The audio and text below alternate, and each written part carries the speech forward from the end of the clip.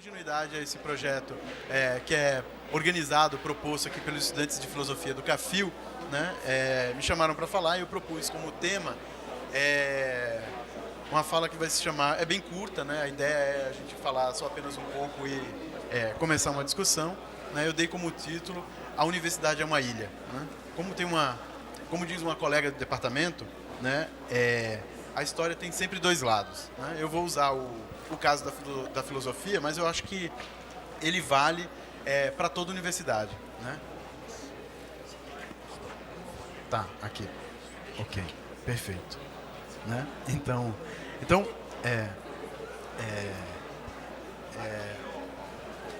tá. Eu acho horrível, você gosta de falar.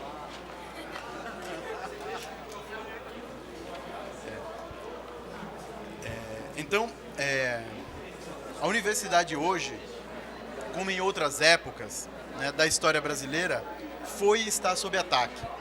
Ataques estrategicamente formulados para solapar seu fundamento, ou seus fundamentos, isto é, aquele da produção de um conhecimento livre de pressões externas, ou aquilo que chamamos, né, corriqueiramente aqui de autonomia, ou que na linguagem das ruas, ou daqueles aqueles que acham que são os produtivos, né, aquilo que é tido como inutilidade. Porque, como todo mundo sabe, nem sempre é óbvio, para quem não é do meio, ou seja, para quem não faz parte da universidade, ou mesmo em alguns círculos internos à própria universidade, que nem sempre é possível determinar, né, ou deixar claro para que serve as pesquisas que nós produzimos. Ou seja, é uma lógica de administração de boteco, né? Achar que as coisas têm que ser claras para que serve, para que alguém faz uma tese sobre Hegel, para que alguém faz uma tese sobre Descartes, né? Então, basta que pensemos aqui nas querelas quase anedóticas sobre ser de humanas ou ser de ciências, né? Ser de ciências ou ser de exatas. Tem um monte de meme lá no Facebook sobre, né, o povo de humanas, ensinar o povo de humanas a fazer miçanga, né? Então, vivemos de fato numa sociedade utilitarista que cobra urgência quanto à aplicabilidade de um saber produzido às custas dessa sociedade, né? Não preciso dizer que nessa guerra temos assistido, ao longo da história da universidade brasileira, um ataque perene sem tréguas. No entanto, a revelia das condições oferecidas, né, excetuando os últimos anos, os do governo do PT, né, a parte a que todas as críticas justas e necessárias, a implementação do reúne. Ninguém tem dúvidas, no entanto, de que a universidade brasileira teve um crescimento sem precedentes, né? Eu gostaria aqui de lembrar que nem sempre foi assim, né? No caso da filosofia especificamente, e eu disse, a história tem sempre dois lados, tem um lado ruim e um lado bom. A gente sabe que a filosofia, como era praticada no Brasil, até um determinado momento, a gente pode chamar até o final da década de 50, era uma filosofia, no mais das vezes, feita por diletantes, né? Ou um bando de padreco que reproduzia, né, uma meleca, né, aristotélico-tomista, ou era feito por advogado de quinta categoria, né, dessas faculdades de direito, né, ditas tradicionais, ou seja, com um vocabulário, com blá blá blá, né? Então, ou seja, esse era o estado da filosofia até o final da década de 50, até quando houve um momento, né, que a gente chama da especialização ou da profissionalização, né? Às vezes, muitas vezes criticado, né, porque é justamente uma importação dos métodos de leitura, né, praticados na Europa. O fato é, né, que, para bem e para mal, para o estado em que a gente vivia, a filosofia que foi praticada a partir da década de 60, né, produziu, né, uma profissionalização na filosofia, mas também produziu algo que a gente acredita hoje ser deletério, que é a autoespecialização. Que, como eu falei aqui, tem também sempre dois lados, né? Ou seja, se por um lado a autoespecialização é ruim, por outro lado, também preciso dizer que é preciso produzir profissionalmente e com precisão as disciplinas que a gente faz, né? A gente vive um outro momento, né? A gente vive exatamente um outro momento em que o combate a esse diletantismo produziu uma especialidade, às vezes, cega, né? ou seja, que não olha para o mundo, não olha para as outras áreas, e é por isso que eu dei o nome dessa fala, de que a universidade como um todo, não é só a filosofia, mas essa autoespecialização necessária à universidade acabou deixando a gente numa ilha, né? Cada departamento parece ser uma ilha, a universidade, em relação à sociedade, é uma ilha, mas eu acho também, né, que, como diz um livro do Ginsburg, nenhuma ilha é uma ilha, né? E talvez uma resposta aos efeitos deletérios da necessária especialização que ocorreu nesses últimos anos, seja exatamente a ideia de que a gente tem que criar diálogo com o resto da universidade, com o resto da sociedade, enfim, com o conjunto, com a cultura, com a ciência.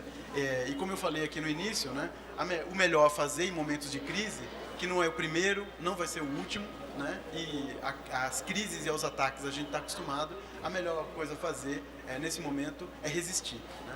E a gente sempre encontrou, né, uma resposta criativa aos ataques, ou seja, contra o diletantismo a gente se profissionalizou, contra a profissionalização cega a gente precisa dialogar, né? Então, para isso, vou falar rápido para a gente...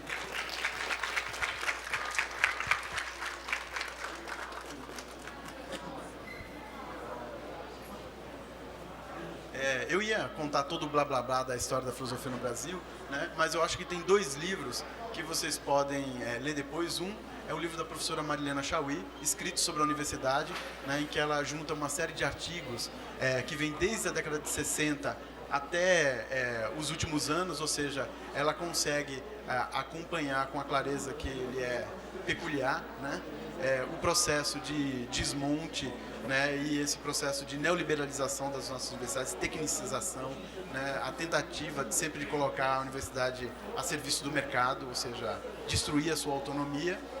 E um outro livro é o livro do professor Ricardo Terra e do professor Marcos Nobre, que se chama Aprender a Aprender, né? É isso? Aprender a Aprender, né? Não é? Aprender a... Diálogo sobre filosofia no Brasil, Aprender a Aprender, né? Porque eu acho que ele mostra essas 2 fases, ou seja, primeiro o diagnóstico do que foi esse processo de desmonte e especialização, e por outro lado uma proposta bastante interessante da ideia de que a filosofia não vive olhando apenas para si mesma, que ela precisa criar consórcios, né, com os outros saberes.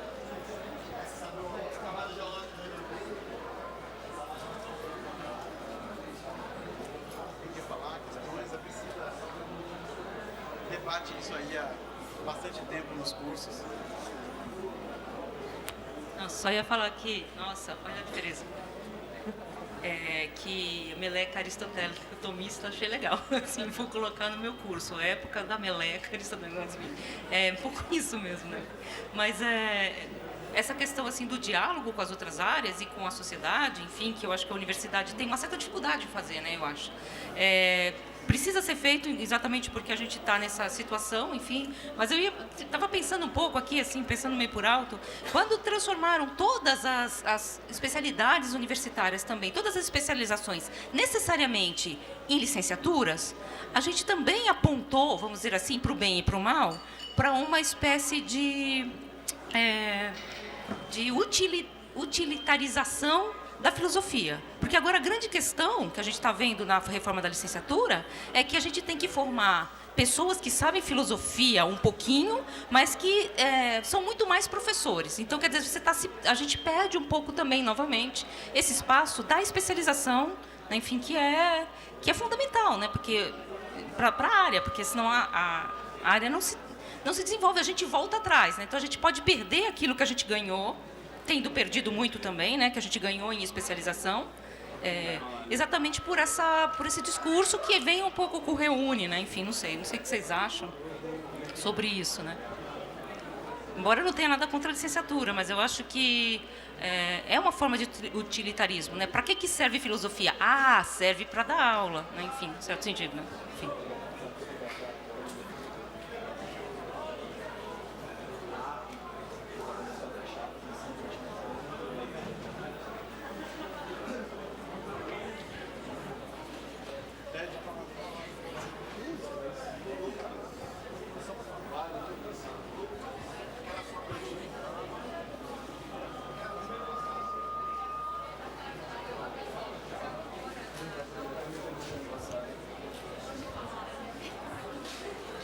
Boa tarde a todos e todas.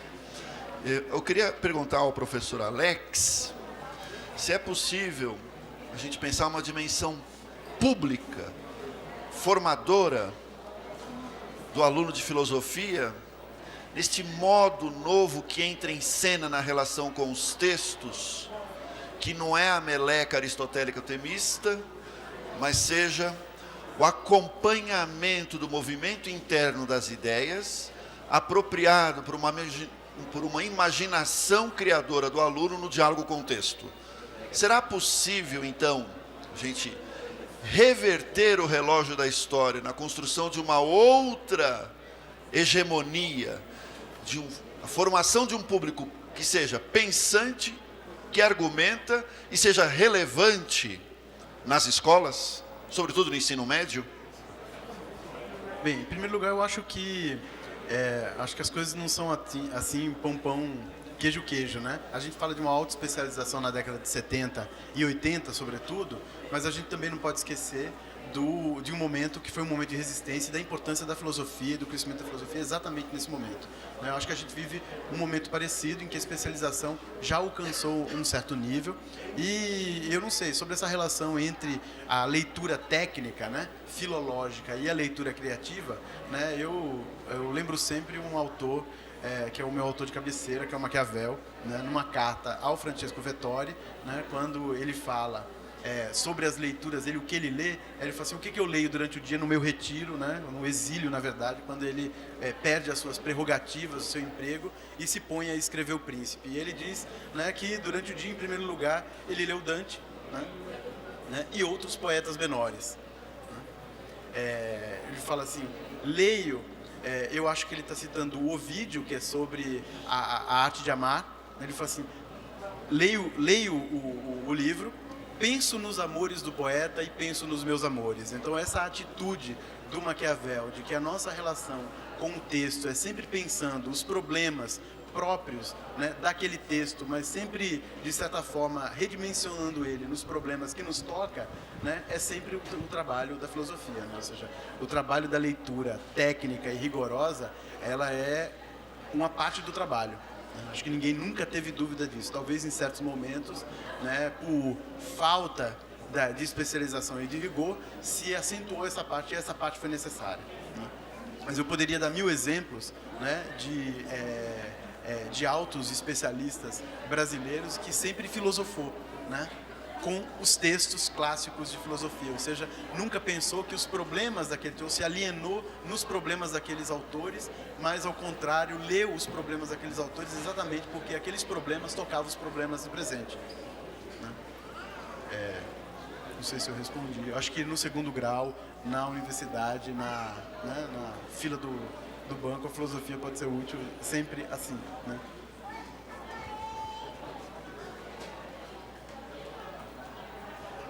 Boa noite.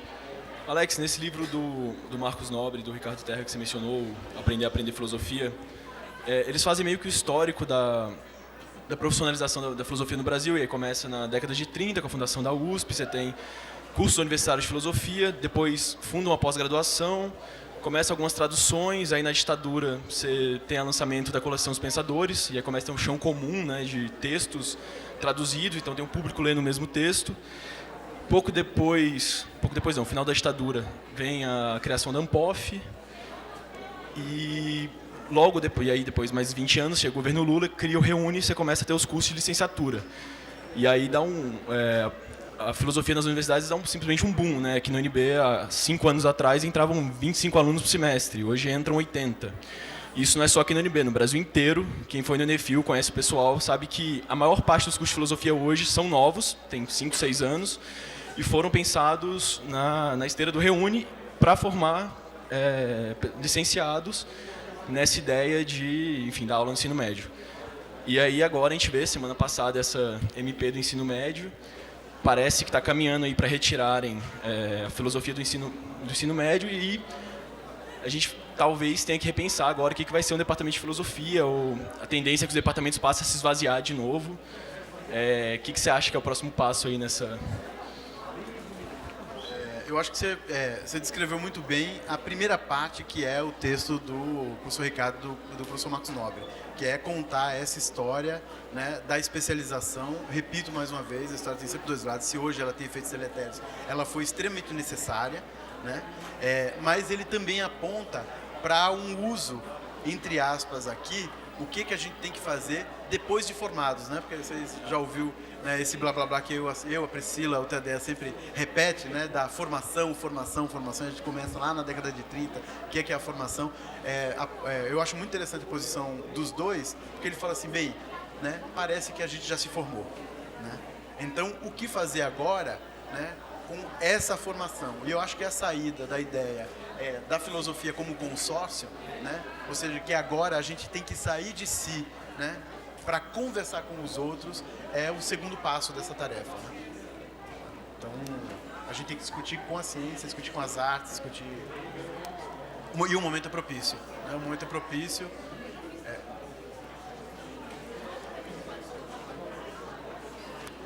Eu espero que não, né? Ah, sim, não, é sempre possível, mas como eu falei, né, eu tô tentando empolgar a galera, né? Como eu falei assim, o melhor a fazer é resistir. E resistir como, né? A gente sempre achou uma saída contra o diletantismo e a especialização. Contra a especialização, o sair de si, né? Então, para não voltar para trás. Né? Para não voltar para trás, ou seja, sair de si. A gente tem que conversar com os outros cursos e, sobretudo, fora da universidade, né? Fora da universidade. É que a Priscila perguntou se talvez a gente não pudesse ir para trás, andar para trás. Bem, claro, é uma possibilidade, mas parece que nessa história, de 30 até aqui, sempre que tiveram momentos de crise ou momentos de retrocesso político, mesmo assim, a filosofia como disciplina, ou como área de conhecimento, conseguiu avançar. Bem, surgiu em 30, né, com a criação da USP, bem, essa é uma leitura, mas em 60, quando você tem os professores exilados, esses professores saem da universidade, porque não tinha mais como dar aula, e vão traduzir textos. Então, foi um trabalho super importante depois para difundir a filosofia. Aquela ideia de que vendeu mais livro de filosofia nas bancas no Brasil do que vende na Alemanha, em livrarias. E, bem, depois com o esvaziamento, de novo, né, desses cursos, na década de 90, ou consequência da ditadura, os departamentos ficaram menores, mas conseguiram, mesmo assim, desenvolver um diálogo e formar gente muito boa. Então, essa grande geração de professores, não sei, me referência mais dos Piano, Unicamp, mas eles se formaram em um momento muito complicado. Então, acho que, sim, esse momento é propício para... Enfim, a gente tem que pensar o que dá para fazer para frente, mas momentos de crise não são necessariamente negativos para a disciplina, enfim.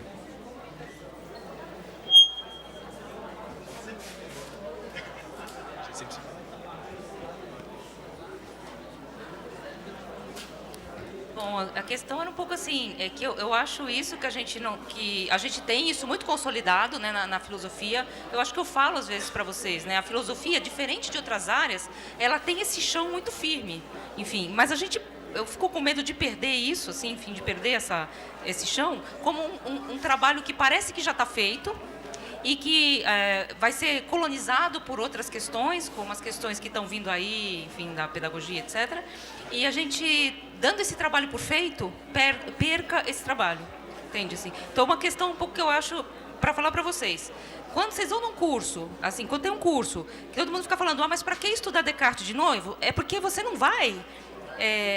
você não anda no chão pronto que já está consolidado no passado. A gente tem que refazer esse chão o tempo todo. Então, nós temos que voltar a ler Descartes, nós temos que voltar a ler Kant, voltar a ler Hegel, para poder dar o salto. Porque senão, se a gente achar que a gente vai dar o salto em cima, né? Porque eu acho que às vezes a gente vai pular de cima da cabeça da Marilena, né? Assim, e saltar para fora. A gente tem que refazer o processo de formação o tempo todo, né? Não sei, o meu medo um pouco de perder, né?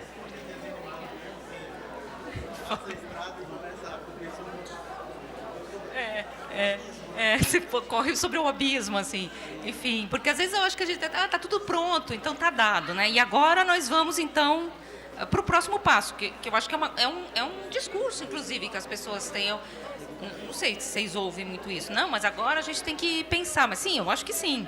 Mas para isso, é isso que nós estamos fazendo, né? Assim, eu tenho um pouco de medo, sim, que se perca a qualidade, enfim, se a gente pode dizer essa palavra, anterior, assim, que a gente já tinha consolidado um pouco. Inclusive na hiperespecialização, né? Que existe uma hiperespecialização agora, que é hiper especialização, né?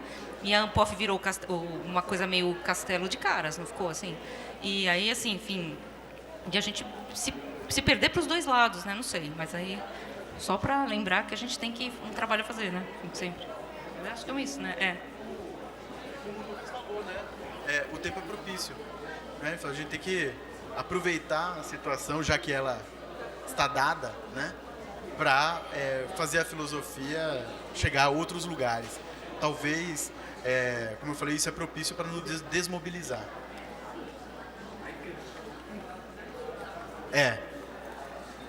Não desmobilizar é estudar.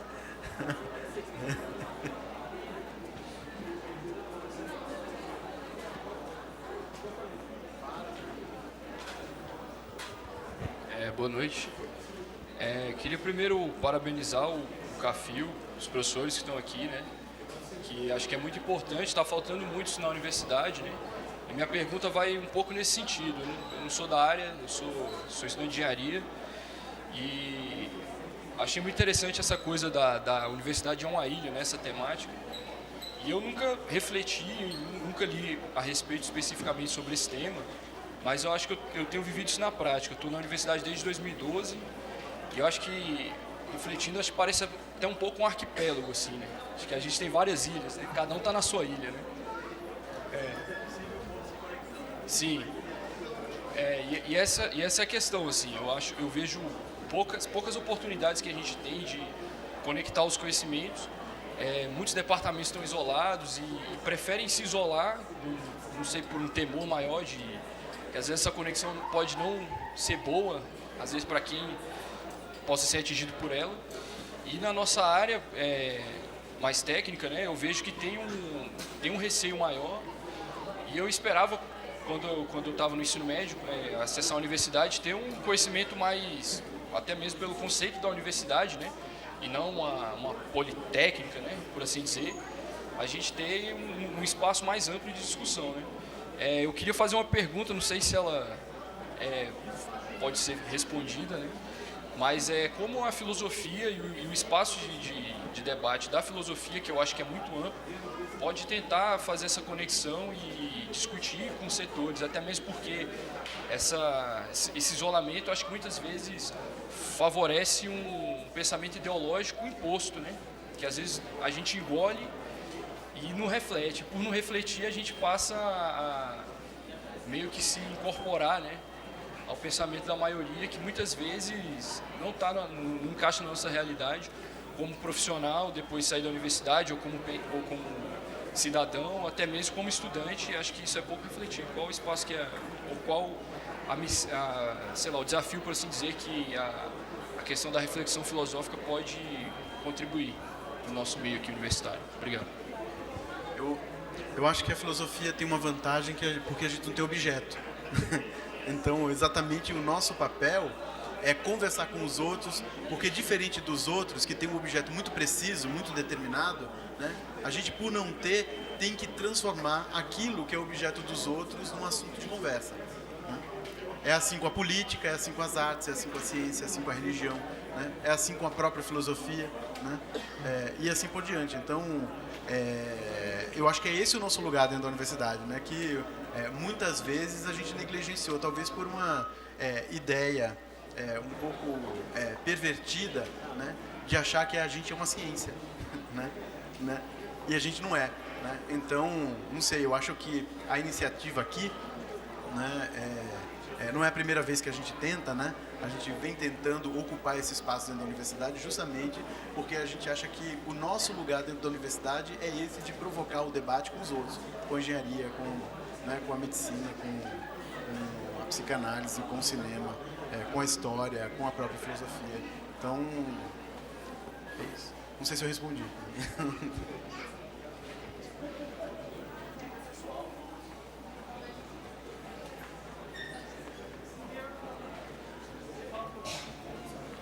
Nada muito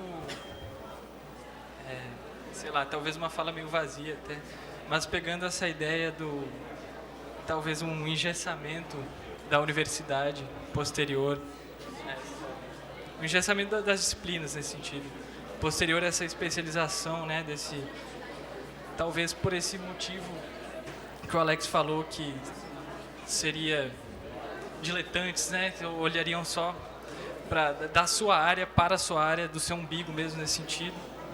E não sei, pegando um pouco da coisa que mencionaram também da leitura de textos filosóficos e não sei, talvez o papel da filosofia mesmo, não só quanto a uma leitura e a uma interpretação, mas também como frisando a ideia que o amigo da engenharia falou também, de uma reflexão mesmo, como pensamento crítico nesse sentido, e de como, pensando criticamente, talvez pudesse se escapar desse engessamento justamente dialogando com outras áreas e não só, sei lá, também essa coisa de debates entre alunos e professores, né, e outras áreas, e justamente nesse, não sei, era mais ou menos isso.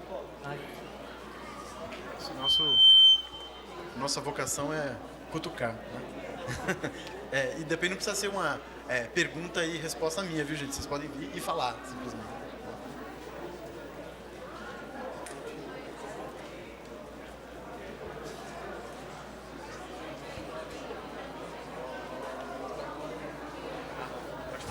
Oi. Boa noite, gente. Assim, mais uma pergunta assim, simples, mas claro que parece que seja o nosso desafio agora.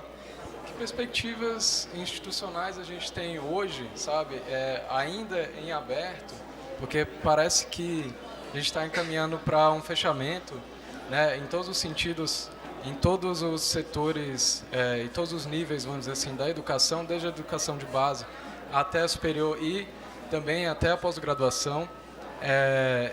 Que perspectivas institucionais a gente ainda tem em aberto, né, porque parece que vai haver um fechamento cada vez maior, né, e uma devastação completa da esfera pública no país, para fazer justamente esse diálogo e essa intersecção entre os cursos da universidade, pensando até no projeto inicial do Darcy.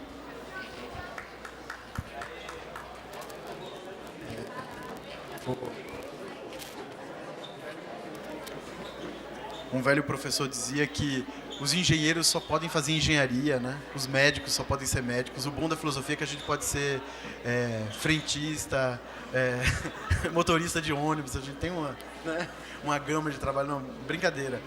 Não sei, né? A gente sempre inventou, né? Até pouco tempo atrás, a gente estava impedido de dar aula no segundo grau. Não existia durante toda a ditadura militar. E foi uma batalha, né? Durante toda a década de 80, parte da década de 90, para que a filosofia se tornasse obrigatória.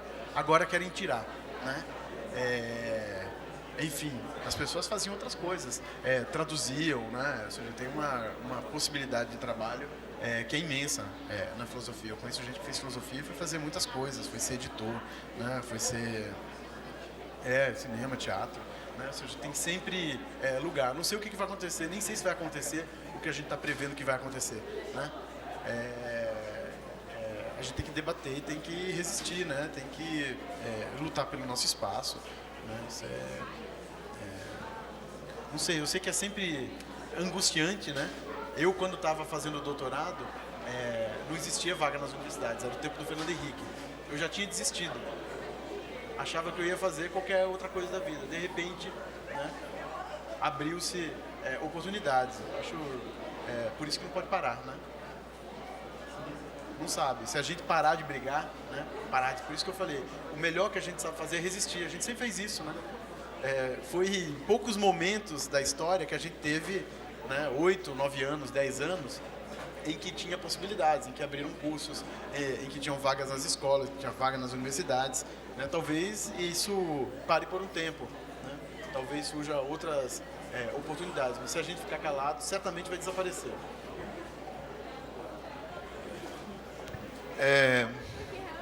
Vendo ali passar o certo arquiteto que, de certo modo, colaborou na construção dessa cidade, professor Cláudio, eu gostaria só de lembrar a todos que no nosso métier nós desenvolvemos a capacidade de acompanhar argumentos, de decifrar nas entrelinhas como se compõe uma obra. Ora, a atividade de professor é apenas um dos modos pelos quais a gente faz exercer essa habilidade. Uma vez formado, uma certa consistência no olhar, uma certa escuta para falar como um lacaniano, que a gente desenvolve no curso de filosofia, abre-se para a nossa atividade. Cadê o professor Alex? Sumiu. Foi falar com o Cláudio. Abre-se para a nossa atividade, então, a possibilidade de refazer o percurso da construção de uma obra que não seja necessariamente uma obra filosófica.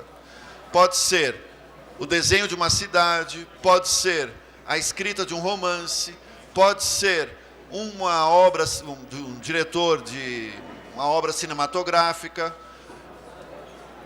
Aquilo que se passa, então, por um produto da ordem do mundo da cultura, construto humano, do campo do simbólico, se deixa atravessar por uma certa forma de sua organização, que é nisso que a gente se especializa quando não passa o curso de filosofia vendo o filme. Só queria dizer isso.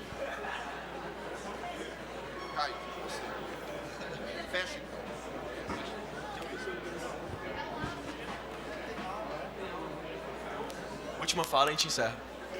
Eu queria colocar, assim, mais ou menos o que ele falou, só que assim, eu estou vindo de outra corrente, que na verdade eu faço engenharia aqui na UNB, no Gama, e é interessante a gente perceber que a filosofia ela atravessa todos os campos, todas as realidades, realmente todo o campo do simbólico.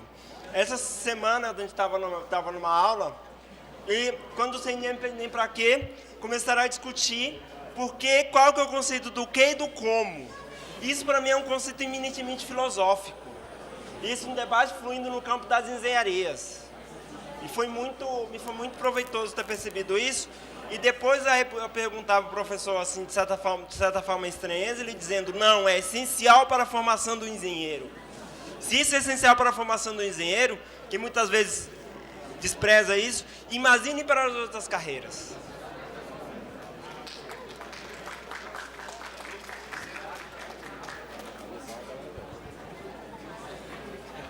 Pessoal, então, obrigado a presença de todos. A ideia é sempre começar pontualmente às 6 e acabar às 7 para todo mundo poder ir para a aula. A gente conseguir manter esse evento toda semana e sempre cheio. Na semana que vem, a gente vai ter uma fala do professor André. Qual o tema?